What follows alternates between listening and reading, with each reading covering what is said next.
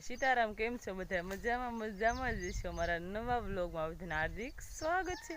અત્યારમાં જો સવાર થઈ ગઈ છે ને સૂરજ દાદા પણ ઉગી જશે, તો આપણે ઘરે બધું કામકાજ પૂરું કરીએ ને ગાડીમાં વ્યાયા છે ને હાલ પાછો બળદ બાંધ્યા છે.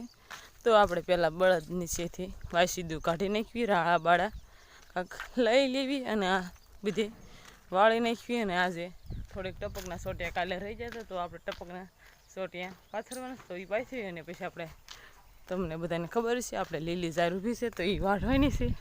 અને હાલ પાછું આપણે કાંઈ ઓઘા કર્યા તો પવનનો પડી ગયો છે અને વિખાઈ જશે. અને હાલ પાછું આપણે આ ઝાર છે એ વાઢવાની છે. અમને ટપકના સોટિયા પાથરી દેવી એટલે પછી વાઢવા મળવી ઝાર.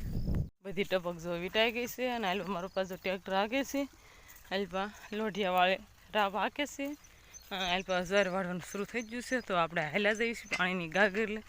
હાલ પાછું ઝાર વાઢવા મળ્યા છે અને મારો ભાઈ હાલપા લારી પણ સોડાઈ દીધી છે. અને પછી એમાં બધી ઝાર ભરવાની છે, લીલી લીલી બધી વાઢી નાખવાની, પછી ઢોરને નાખવાની હોય એટલે આપણે બધી મકાઈ વાઢવાની છે. ઝાર ને મકાઈ બે છે એટલે ઝારે પણ વાઢવાની છે ને મકાઈ પણ વાઢવાની છે.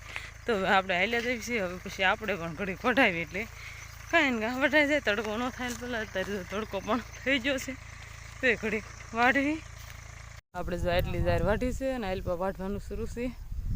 તો હવે આપણે નાસ્તા પાણીનો ટાઈમ થઈ ગયો, તો હવે ચા પી લેવી અને નાસ્તો પણ કરી લેવી. આ બધો નાસ્તો છે તો હવે નાસ્તો પણ કરી લેવી અને પછી પાછા ઝાર વાઢવા મળવી ને હાલપા વાઢવાનું શરૂ છે. એ ઝાર વાઢીને વિયાયા છે અને હવે જો આપણે ટ્રેક્ટરમાંથી ટેમ્પીમાં ભરવાની છે, પૂળા વાળીને પછી જો ટેમ્પી ભરવાની છે અને જવા દેવાની છે બોટાદ વેચવાની છે. એટલે એમાં પૂળા વાળીને આપણે ભરી નાખવી, પછી બપોરા પણ થઈ જશે તો પછી આપણે ઘરે જવા દેવી.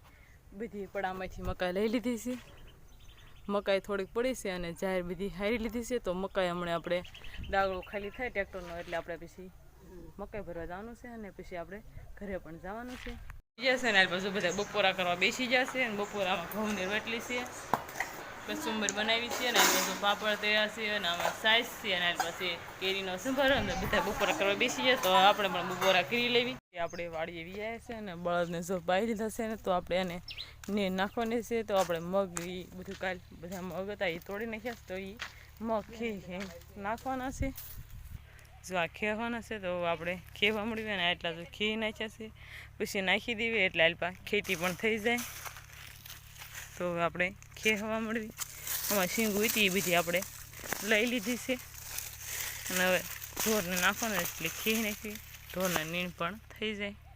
આપણે જે અલ્પા પડામાં આવી જઈએ છીએ અને અલ્પા જો ટપકના સોટી હરખા કરવાના છે. જે આડા હળ હોય અને આમાં અલ્પા જો હાથડે કાપ્યા છે તો હાથે અલ્પા હરખા ખોડી દેવી એટલે આમ સીધો કેરામાં હરખું થઈ જાય. સાહામાં આવી રીતે જો ખોડી દેવી એટલે આમ સીધો થઈ જાય ટપકનો સોટી. અને મારા બેનની અલ્પા વૈસે અહીંયા ટપક બહુ મોટા હોય અને વૈસે ખોડા પડે નથી, તે અલ્પા ખોડા પડે છે. અને મારા ગોબી બેન અલ્પા જો ખીલી ખોડે છે, લાકડાની બનાવ્યું છે ને અલ્પા એટલે સીધો આમ સાહ થઈ જાય રેડી. અને કપાસિયા સોંપવાની પણ મજા આવે એટલે આપણે બધી અલ્પા આવી ખીલી બનાવી છે એ ખોડી દેવી.